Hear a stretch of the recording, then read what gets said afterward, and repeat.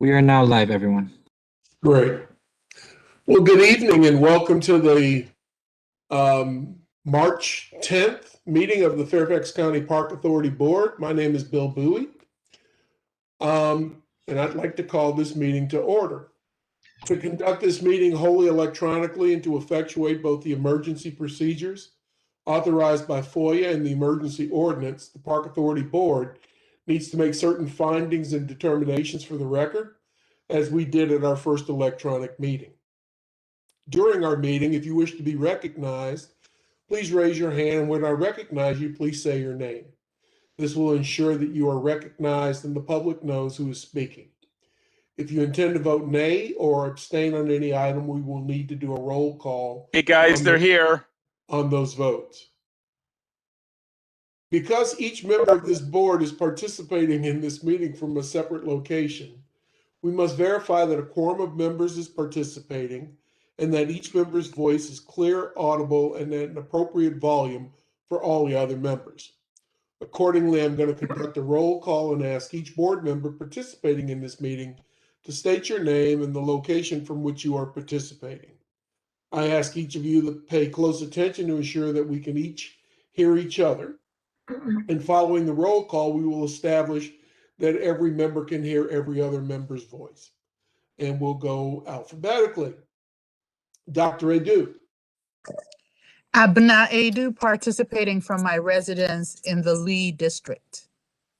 Dr. Carter. Cynthia Jacobs Carter, participating from my home in Lee District. Maggie Godbold. Not yet. Okay, she's a little delayed.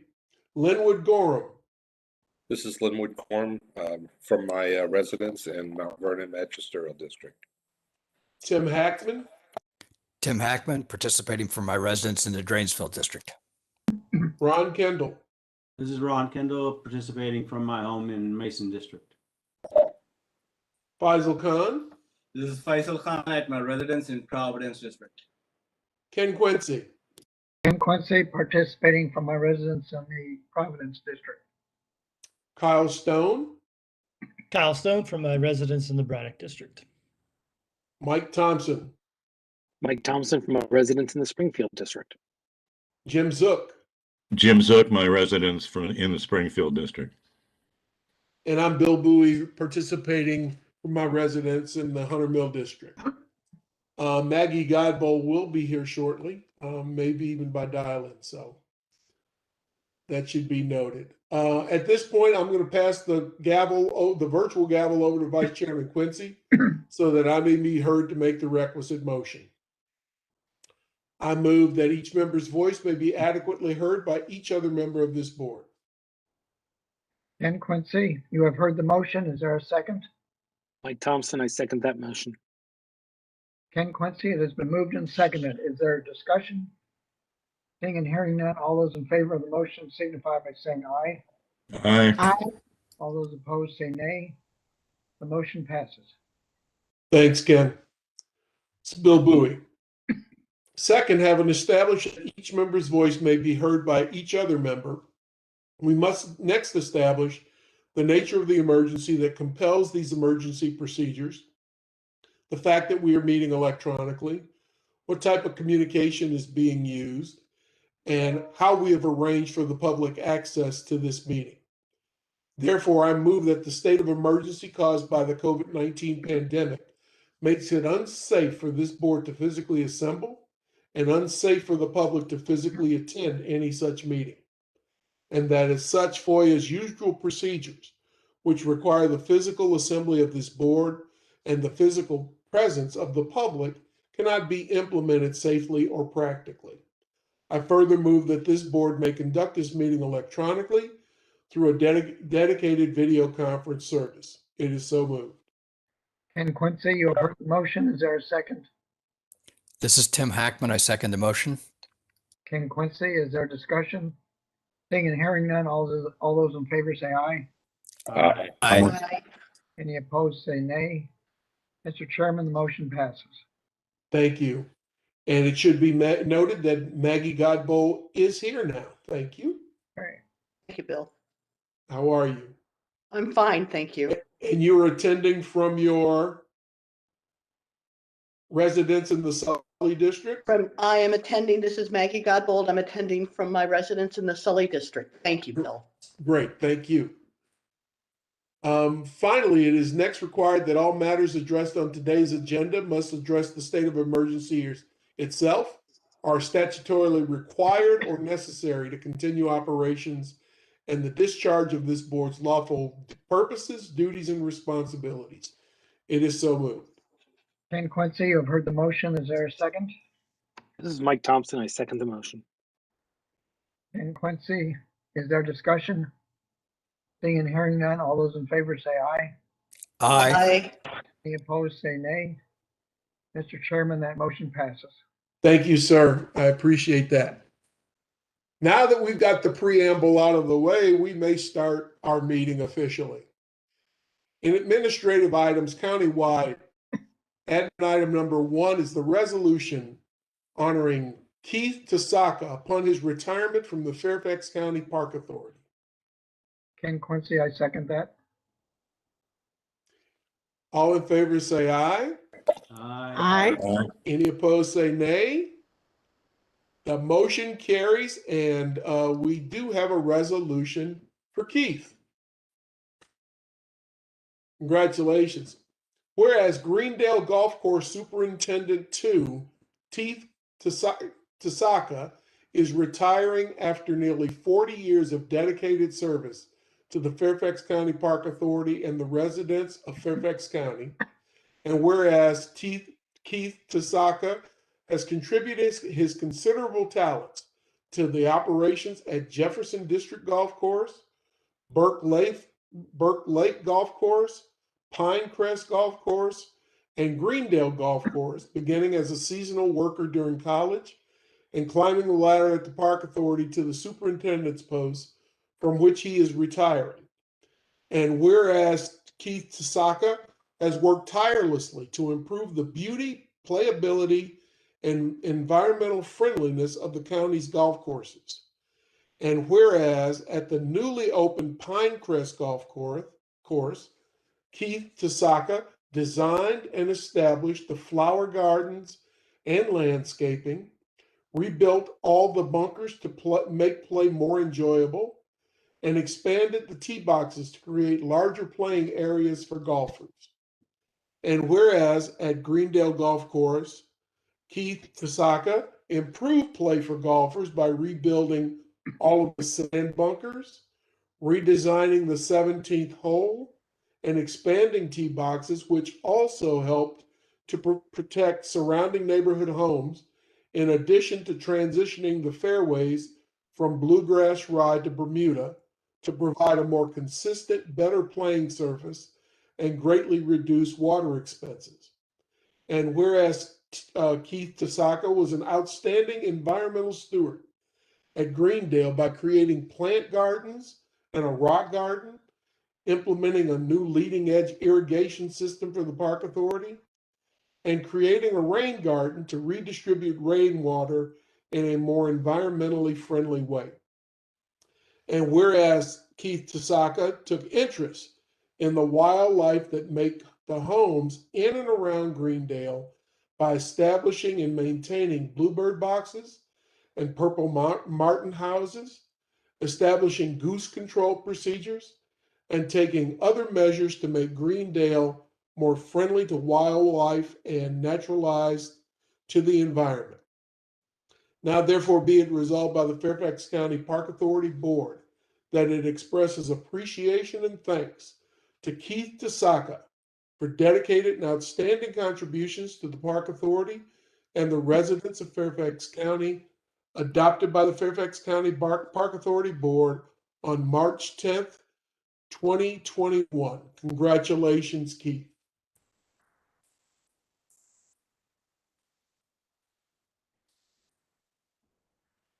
And certainly Keith didn't wish to speak, but certainly we hope to see you around the golf courses. We want to thank you for all of the great work that you've done throughout the years. We're going to miss you, but we certainly don't want you to be a stranger. So thank you. Do any other members have anything to add to that? Okay. Well, thanks again, Keith. Best of luck in your retirement. In the administrative items, countywide admin item number 1 is the adoption of the minutes of the February 24th, 2021 Park Authority Board meeting. Ken Quincy, I second the motion. All those in favor say aye. Aye. Any opposed say nay. The motion carries.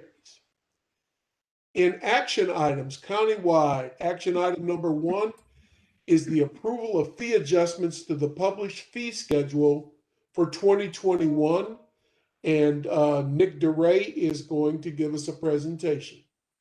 This is Nick DeRay, Park Services. Bring up the slides, please.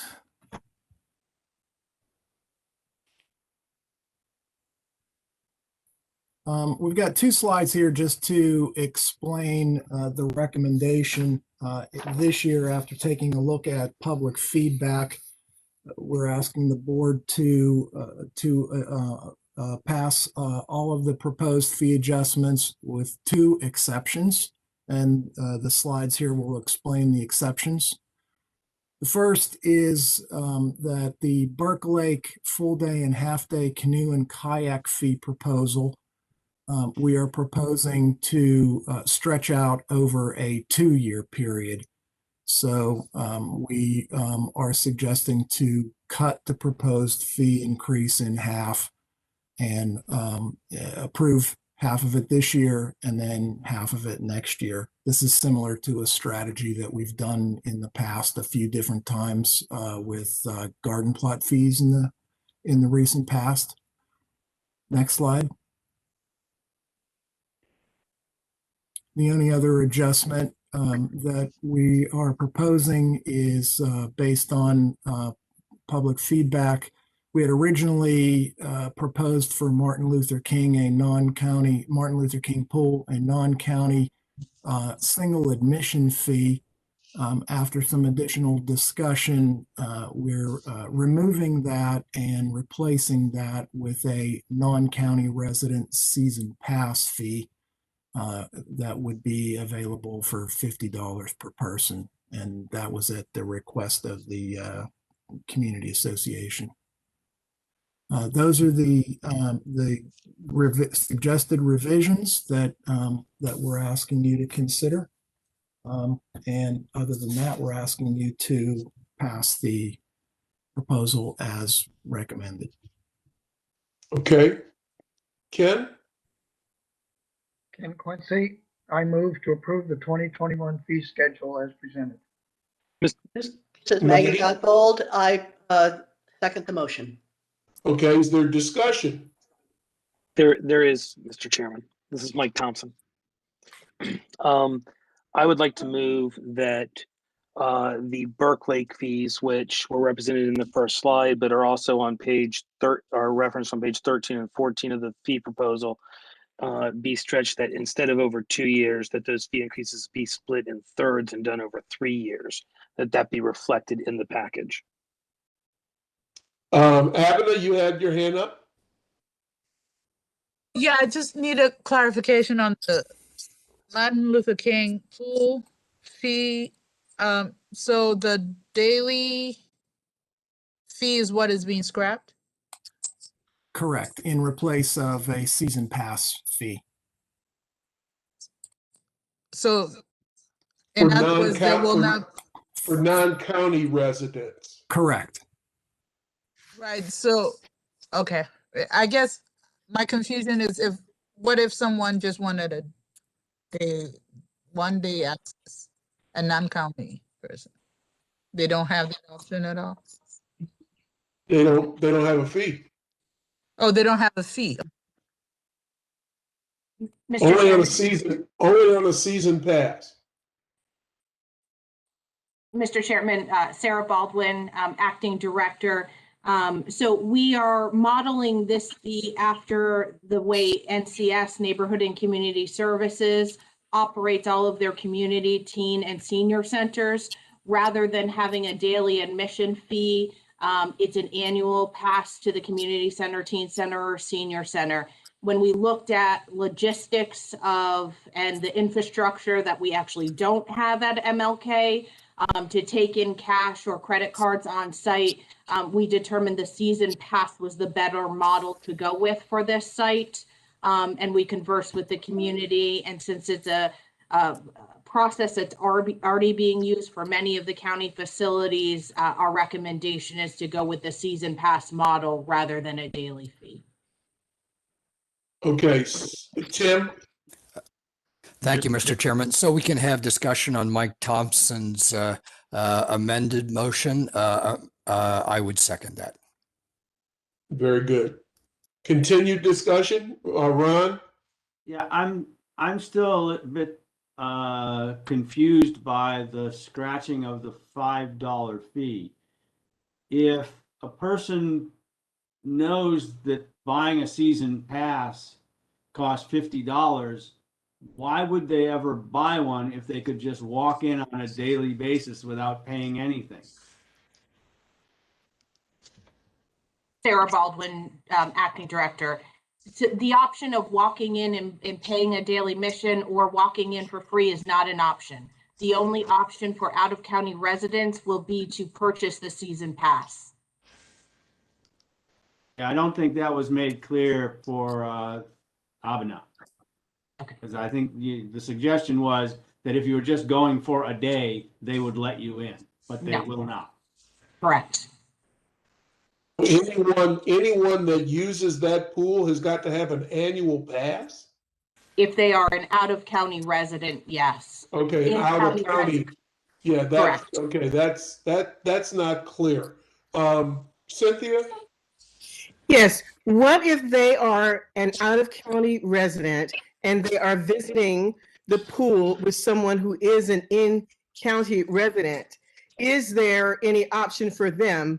Again, I'm thinking of perhaps a young person who cannot afford to pay for an annual pass. What is the option there, especially considering one Fairfax? So Sarah Baldwin, acting director. So we would allow residents to bring in one guest, and that guest would enter the facility for free. If there's more than one guest? At this point, right, at this point, it's one guest per resident. Mm. And just a reminder that the community came to us with this request to implement this fee because their feeling was that the pool was being overrun with individuals from out of the county. So they requested that we apply a fee that would be for out-of-county residents to discourage people coming from out of county. We are going to work with the community to make sure everyone is clear on how the fee will be implemented, and we'll work with the community. If there's a child that's living with a grandparent for the summer, they of course would have access to the pool. So we'll work with the community as the community center does for individuals that they're serving at their site. This seems like sorry, I wasn't quite. All right. Sarah, just one quick clarification. Like you said that you guys are modeling it, or like NCS is running the seasonal permits. So it's clear that the out-of-county people, unless they're coming with a resident, they need a seasonal permit. But NCS normally issues the other facilities. Even the county residents need a permit to use their facilities, don't they? So Faisal, I'm speaking about Sarah Baldwin, acting director. So I'm speaking about the community centers, teen centers, and senior centers. Oh, okay. The athletic permitting process is very different. All right, thank you. Anyone else? Okay, so we have an amended motion to extend the fees at Burke Lake from 2 years to 3 years. We had a second on that motion. Is there any other discussion on that motion? Linwood? when I saw the figures and some of the jumps there, I think like a lot of us thought they were pretty high. So I certainly understood the two-step approach to it. But along with that, I can see where people that regularly use the facilities would become frustrated when it's going up every single year. I wonder actually if it might be better to just pass a more modest price increase this year and then address it again in 2 years. Instead of the 3, for example, maybe go up halfway, don't even commit to doing it in 2 years, but bring back the second half in 2 years if we're talking about stretching it to 3 years. I hope I explained that well. Mike. Discussion? Tim Hackman, please state your name when you're talking. Yes, this is Tim Hackman. I think, as Linwood stated, it was the size of the increase, double or maybe even more in some instances that got my attention. I think Mike's suggestion of spreading it over 3 years only commits us to the fee schedule we adopt this year.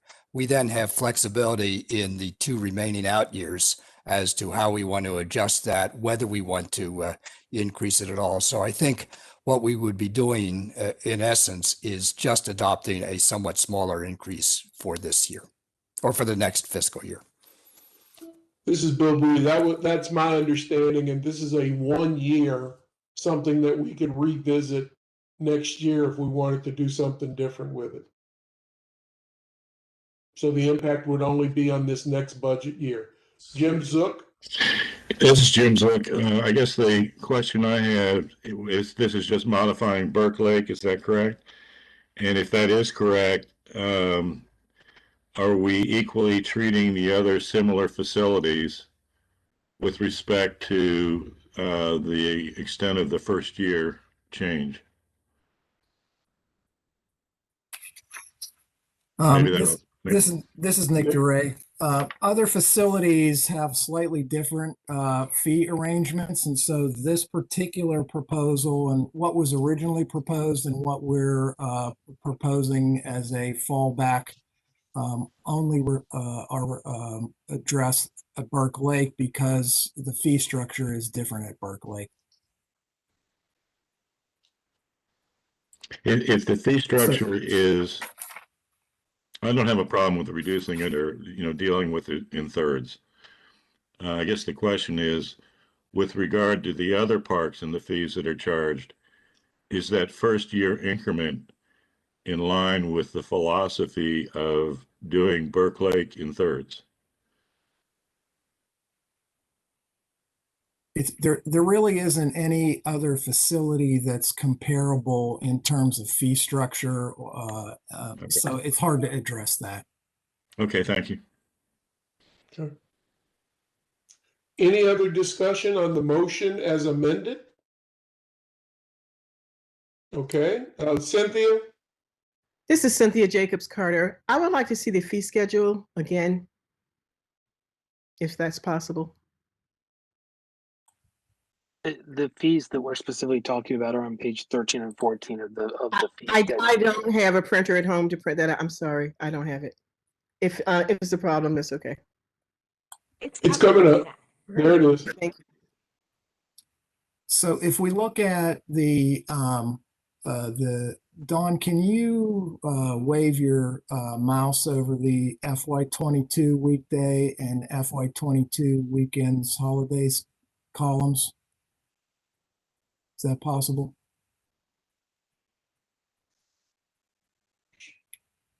Okay. So the far left 2 columns, yeah, there you go. So the far left 2 columns are the current fees, weekends, holidays, and weekdays. The middle 2 columns are the weekday rates as proposed for FY21 and 22. And then similarly on the far right for weekends and holidays. What Donna just circled in red was the original singular jump from the current fees to what was originally proposed. And so this 2-year break was a proposal to split that in half. What you're discussing now is to split it in thirds. Thank you. Okay. Any other questions? Is there a comment box out here in this area, just in case the community really finds this to be, I don't want to say problematic, or they want to make a comment about these changes? Is there any way that we could instantly hear from the community, just so they have an easy way to ask a question about this? A lot of people don't have funds in this time of COVID. Most people comment, and this is Nick DeRay, Park Services. Most people comment to us now these days through Park Mail. Okay. All right. And Avena, there were a number, this is Tim Hackman, I'm sorry. There were a number of comments on these specific fee increases for the Burke Lake rentals, as I recall in the package. That's correct. Yes, there were. Thank you. Any other comments? Okay. All of those in favor of the proposed fee changes as amended, going from 2 years to 3 years at Burke Lake, please say yes. Yes. Yes. Yes. Any opposed, say nay. Okay, the motion carries. Thank you. Thanks, Nick. Appreciate it. All right, in the Hunter Mill District, A2 scope approval, group house demolition, Bryn Mawr and Raglan Road Parks.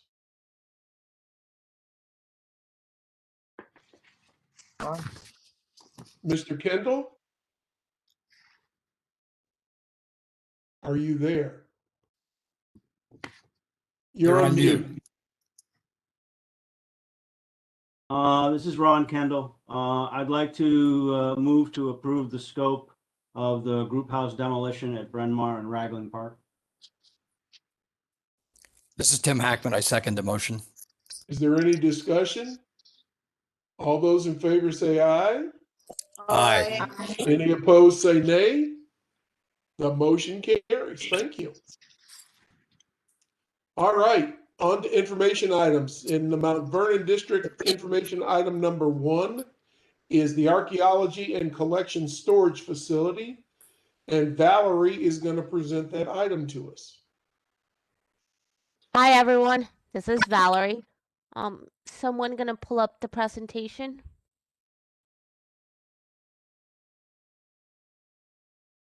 Think it's coming up.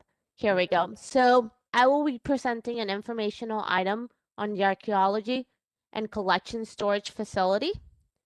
So we go on to the next slide, please. So the image on the right is an aerial image of the location of the existing building that we'll be renovating in order to accommodate all of the Park Authority's archaeological and historical collections, which would currently have over 2 million.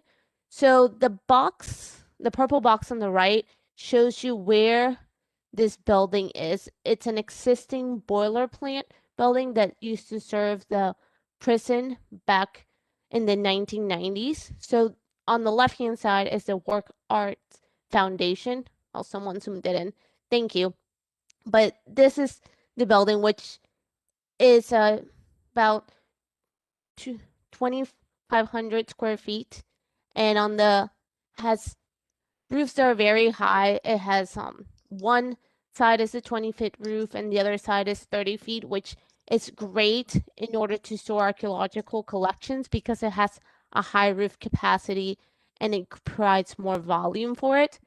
Now, in this building, we'll have labs, collection storage, research rooms, loading docks, and offices. So if we go on to the next slide, please. Now, we have funding from both the 2016 bond and the 2020 bond. So in the 2016 bond, we have about $2.3 million, which are mainly for the design cost of this facility. And in the 2020 bond, we have 6.3 million, which totals about $8.6 million. Now, currently, our projected cost estimate is $13.1 million for this project. Now, this is in early design stages, so there is contingency money in this, but it appears that there will be about a $4.5 million gap in funding in order to take this to construction. We can go on to the next slide, please. Now, as part of the project team, the Park Authority has implemented many different team members. We have Amy Bosper from the director's office. We have several people from the cultural resources, to include both archaeological and historical collection representatives. We have Keith Snyder from the energy management. We also have our ADA coordinator. We have representative from park operations to make sure that we design a building that is easily maintainable in the future. We also have someone from automated service branch in order to make sure that the building's properly connected to the network. And we have several staff from planning and development, including myself as the project manager. So we can go on to the next slide, please. So this is a schedule of the milestones. So this project, the specific version of the project, I would say, started back in May of 2020. And right now we've completed about 35% of design. So we just finished schematic design. And we anticipate to be going to the Architectural Review Board to submit later this month or early in April. Now, this building, even though it's not a historical building, it does lay within the historical district because of its proximity to the workhouse. So towards the end of the year, back around November 2021, that's when we presume the design will be completed. And we should be finished with permitting in spring of 2022. That means that bidding could be placed in late spring of 2022 and construction could start then. But based on funding, it may be delayed up to a year and a half. The start of construction, and we anticipate the construction and moving of all of the collections would take about a year. We can go to the next slide, please. So right here, this is a preliminary site plan. Now, the blue box that you see towards the right, that is the existing footprint of the building. And the small orange box toward the left, that's a small addition for a loading dock. Now, originally, we had a much larger addition to this building, but through value engineering, we've reduced the footprint of the building in order to reduce cost and try to maintain everything with the existing footprint. Now, we'll also have a small parking lot that will serve the staff of the building, and overflow parking will be utilized from the existing workhouse foundation parking, which is fairly close to the building itself, and we'll have a new driveway that will connect the workhouse facility to this building. Now, if we can go to the next slide, please.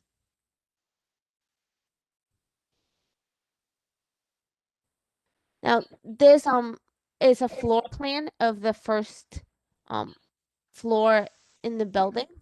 So half of the building will actually split into 2 floors in order to accommodate collections because of the high bays, as I mentioned.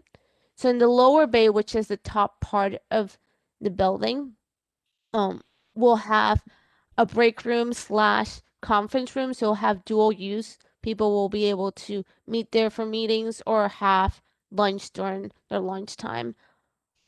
Next to that room will be the curatorial workspace. So that's where the historical collections will go in order to get processed, curated, in order to get photographed, or if they need to be pulled out for maintenance or anything like that, they'll have significant space to do it. One of the things right now that they don't have is that space. So imagine a very large rug that needs to be rolled out. It might take a small amount of space when it's stored, but once it needs to come out into display, it takes a much larger space. So this space would accommodate for that. Then we have the archaeological labs. That's where all of the archaeological items will actually be processed. They will be sorted, they will be cleaned, they will be properly labeled, and then stored into the appropriate box. And there'll be offices and cubicles around this area for the staff that works within the lab itself. We'll also have a research library that will have all the documents that staff needs in order to properly catalog the collections. We'll have restrooms, and then next to the restroom, it's a small research room. That will be the only room that's really available for the public. So researchers can actually schedule a time to go and view the archaeological or historical items that they would like to see. And it actually has two doors, so one of them would come in from the lobby, and then the other side has a direct door to the collection storage itself, which would be locked, but it would provide an ease in transportation from the storage collection portion to that room. So as we go towards the bottom, this large blue grayish area, that is storage collections area on the first floor, specifically more for historical elements. Now, we'll also have mechanical, electrical, and sprinkler rooms that are shown in gray. Now, this may not be the permanent location of those rooms. We're actually looking at different layouts of where to put them in order to accommodate better for the collections. So, the collections will actually be stored in large shelving. Some of them might be compact shelving, some of them might be standalone shelving. So we have to see how they fit, and we're going through different iterations of that in order to house the most amount of collections. So currently we would house all existing collections with the gross capacity of up to 10 years. So within 10 years after moving into this facility, we assume they would reach capacity. Now, towards the left, it's actually the small addition that I mentioned. That's the loading dock that will allow for larger items and supplies that are needed to be brought into the building. It also has different isolation rooms, both for the archaeological and the historical items. So for archaeological, sometimes they come from, well, not sometimes, they always come out from the field where they're full of dirt. Sometimes there's critters on them. So it's good to place them in an isolation room in order to make sure that any contaminants have been removed prior to them being taken to either the storage collections area or to be processed in the lab. There's also a small outdoor field staging area that will help hose down some of this archaeological items before even entering the isolation room. And then towards the top of that loading dock, there is a records room, which is probably one of the most important rooms in the building. It houses all of the records that gives us ownership to our archaeological collections. Without those records, we can't say that we own any of the collections. It doesn't give us legitimacy for it. And as of now, all of those records still need to be kept as paper copy. Digital copies are still not valid. So it's very important to make sure that this room is properly preserved. All of the documents would be in fire cabinets, and that's one of the reasons why it's also towards the outside of the building. So in case there is a fire, this is farther away from everything else. So if we can go on to the next slide, please. So this is the second floor, which you can access through either the stairs or an elevator, which is a larger elevator They're the size of what you would see in a hospital, sort of the ones where someone in a bed can come in, and that would be able to accommodate for larger items coming in, and also equipment that helps move the items, either pallets or jacks coming in. Now, this is one of the layouts that we're looking at the second story, and you can actually see the small cubes in here. Those are compact storage shelves showing how one of the ways that they're proposing to lay out. And the ones in blue shows the existing capacity. So if we were to move all of our archaeological collections into the space currently, that's what it would take. The rest are not in blue. That is for growth capacity, which again, we're assuming around 10 years. There will also be an office space for 3 people upstairs. Those would mainly be for archaeological staff, which are mostly out in the field anyway, so their time in the building would be minimal. And there's space for bulk storage, so that would be for all of the supplies that are needed to properly house the archaeological and historical collections, special boxes and paper, and things of that nature. So if we can go to the next slide, please. This is one of the renderings that we have for the exterior of the building, which is trying to mimic some of the same archaeology items that the workhouse foundation has. We're still working on the entrance itself. There may be some changes that are going to occur in this in order to have to match better the other side of the building. Now, there may be some changes also to this based on what the feedback we receive from the Architectural Review Board. So if you guys have any questions, I'm open to hearing some questions. Ken Quincy? Valerie, will there be required a specialized climate control system for the various parts of the building for protection of the collections? Yes, there will definitely be specialized mechanical systems that controls both humidity and temperature for the collections themselves. There'll also be special mechanical equipment for the isolation rooms and lab to go along with that, as well as the envelope. So the building envelope will be specialized in order to try to maintain the climate control in comparison to the outside. Thank you. Ron Kendall?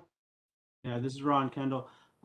Valerie, I don't know if I heard you properly at the beginning of your presentation. You said it was 2,500 square feet, and 25,000 square feet. 25,000. Okay, that's.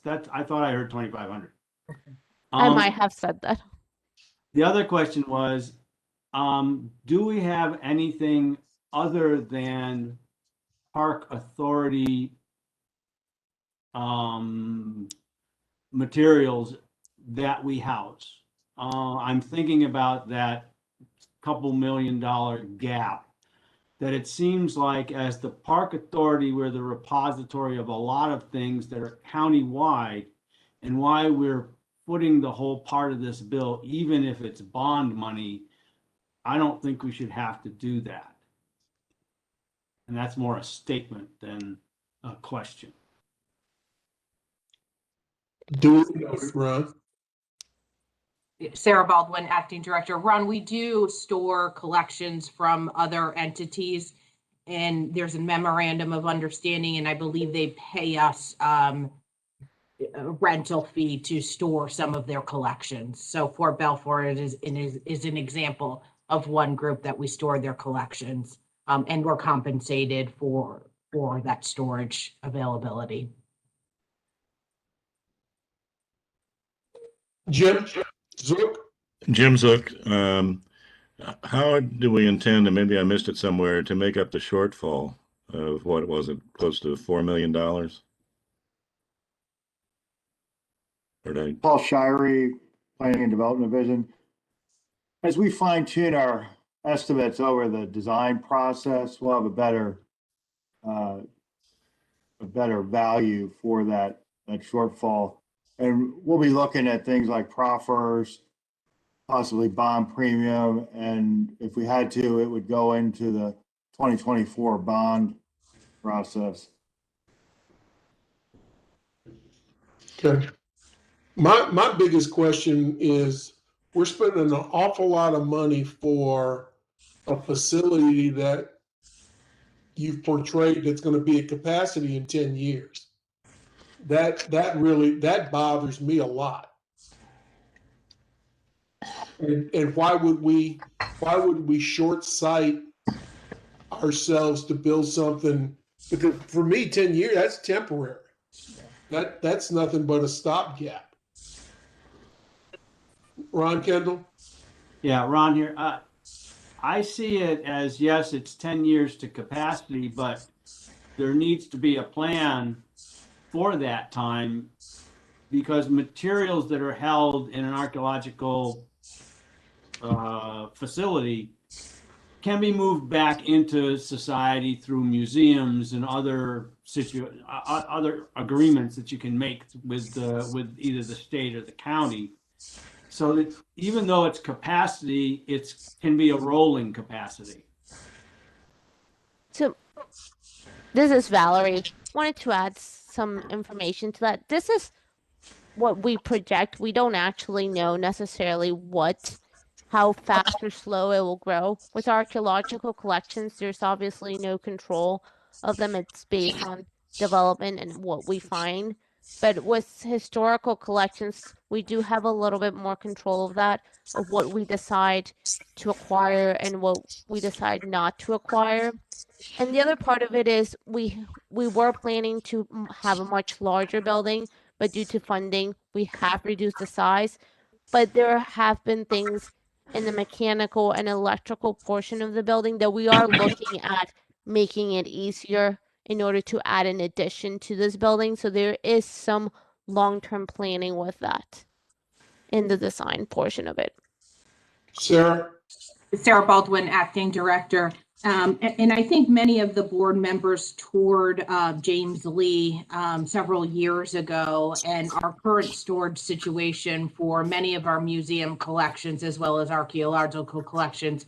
And really our existing storage capacity is substandard.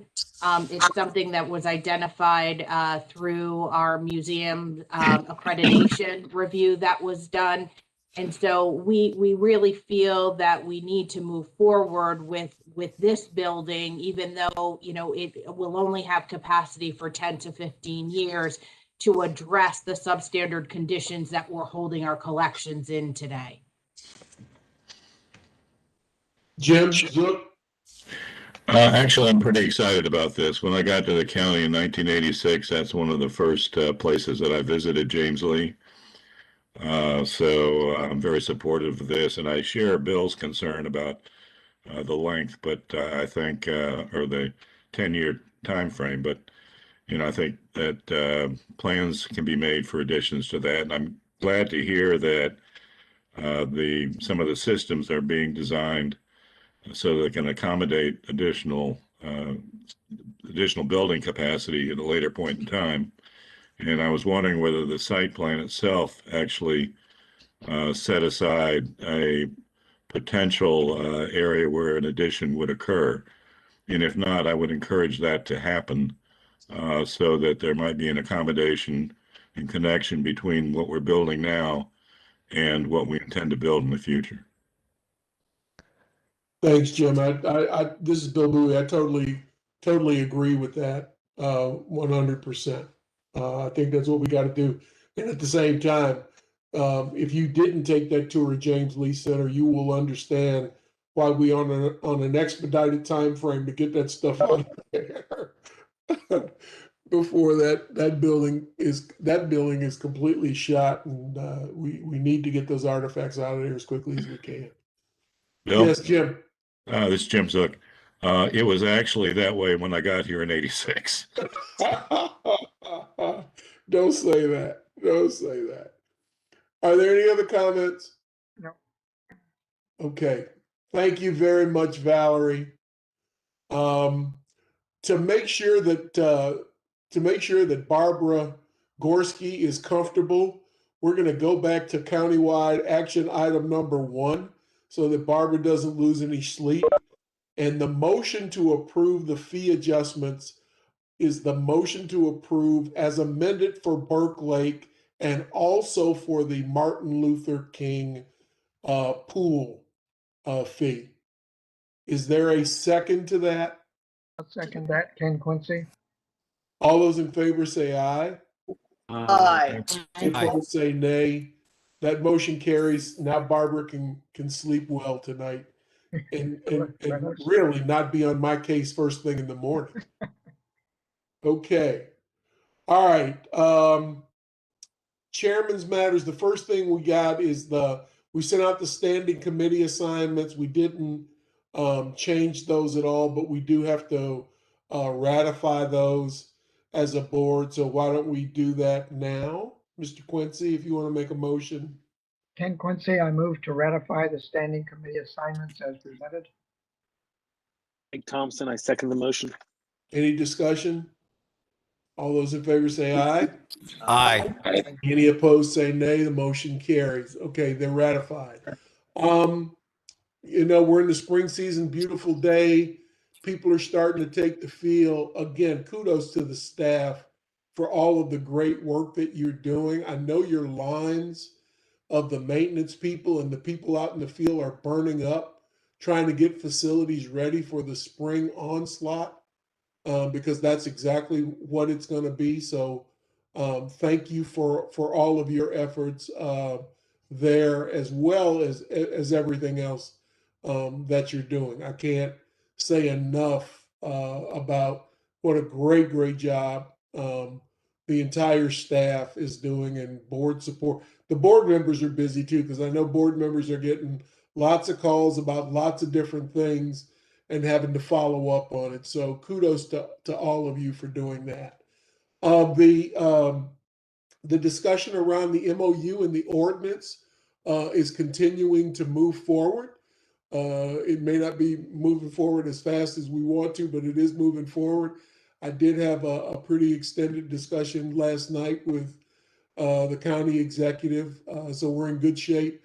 We are moving it. They're certainly making sure that we have incorporated in there everything relating to the county strategic plan, as well as making sure that it lines up with the One Fairfax equity policy as well. So we should be seeing some final movement on that before the end of the month. So just to let you know that. And with that, I will pass it on to Sarah. Thank you. Sarah Baldwin, Acting Director. Speaking of the county, that following a year of pause and then refinement due to COVID-19, County Executive Brian Hill unveiled his proposed strategic plan to the Board of Supervisors on February 23rd. The strategic plan lays out a community-based vision for the next 10 to 20 years and features 9 priority areas to advance that vision. I encourage the Park Board to participate in the latest community survey. Barbara Gorski will send you a link tomorrow with that survey. And then we have a briefing with the county's new strategic plan coordinator on May 12th for the board on the updated plan. So encourage you to take that survey, and then we are planning for that update on the 12th. In terms of our upcoming meetings, we'll be transitioning to Zoom for park board meetings starting in April, since Zoom and Teams are the only county-approved video conferencing platforms. Barbara will be reaching out to you to schedule training on the new system prior to the board meetings in April. And then finally, just want to make sure that everybody has the joint meeting with the Board of Supervisors on their calendar for May 11th at 3 p.m. And that's it for me. Thank you. Very good. Thank you, Sarah. All right. Dr. Carter? I don't have anything. Thank you. Mr. Gorham? I'm going to pass today also. Okay. Mr. Thompson? I just want to thank Sarah and staff and folks who are helping on the various issues that sports teams and and folks are dealing with. As you noted, everybody's getting ready to get back on the fields, and high schools have lots of questions, and community groups have lots of questions. And Sarah and the entire team have been incredibly helpful. So thank you. Mr. Quincy. I'm going to pass, Mr. Chairman. Okay. Dr. Adu. I'll pass, thank you. Mr. Khan. I'll do what Linwood did. With referral to the past, I take it. Yes. Okay. Jim Zook. I'll pass. Okay. Kyle. Nothing for me, thank you. Maggie. I'll pass. Thank you. Thank you, Mr. Chair. Ron. Nothing to add today. Okay. Tim. This is Tim Hackman. I'll pass. Thank you, Mr. Chairman. Okay. Great. All right. Well, with that, we will go into closed session. I move the Park Authority Board recess and convene in closed session for discussion and consideration of matters enumerated in Virginia Code 2.2-3711 and listed in the agenda for the meeting as follows. Discussion or consideration of the acquisition of real property for a public purpose or of the disposition of publicly held real property where discussion in an open meeting would adversely affect the bargaining position or negotiating strategy of the public body pursuant to Virginia Code 2.2-3711A3 and discussion of a personnel matter pursuant to Virginia Code 2.2-3711A1. And I should note that was Mike Thompson that said all that. Ken Quincy, I second the motion. All those in favor say aye. Aye. Any opposed say nay. We are now in closed session for approximately 1 hour.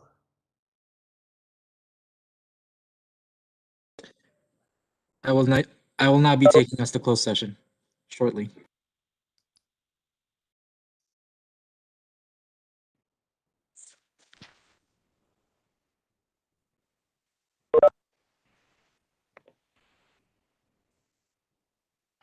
We are now out of closed session, everyone.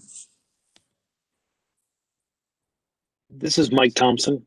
I move the Park Authority Board return to open session. Is there a second? Ken Quincy, I second the motion. All those in favor say aye. Aye. Any opposed say nay. Motion carries. This is Mike Thompson. I move the Park Authority Board certify to the best of each member's knowledge only public business matters lawfully exempted from the open meeting requirements under Virginia Code 2.2-3712 and only such public business matters as were identified in the motion by which the closed meeting was convened were heard, discussed, or considered in the meeting by the board. Is there a second? Ken Quincy, I second the motion. All those in favor say aye. Aye. Any opposed say nay. Motion carries. C1 is the addition of the property located in the Mount Vernon district to the work plan as discussed in closed session. This is Linwood Gorham. I move that we add the property discussed in C1 in the Mount Vernon Magisterial District to the work plan as discussed in closed session. This is Tim Hackman. I second the motion. All those in favor say aye. Aye. Any opposed say nay. The motion carries. One final thing, we're starting to have some discussions around when we may meet in person again, or at least have the option to meet in person again. Right now, the discussion is in the fall time frame, probably September or October. We're also looking at the potential options for being able to participate either way, either virtually or in person at the government center. And the boardroom will be moved around and to accommodate any spacing or anything else that we would need when we do move back into that. So I just want to let you know that that discussion is starting to be held based on vaccines being available. So again, thank you for all of your support thus far. It's been a year. And we will make it through this thing. So with that, we are adjourned. Take care, wear a mask, take a shot. Bye all. Good evening. Friday, my second shot. Bye-bye. Bye-bye. Thank you, everybody.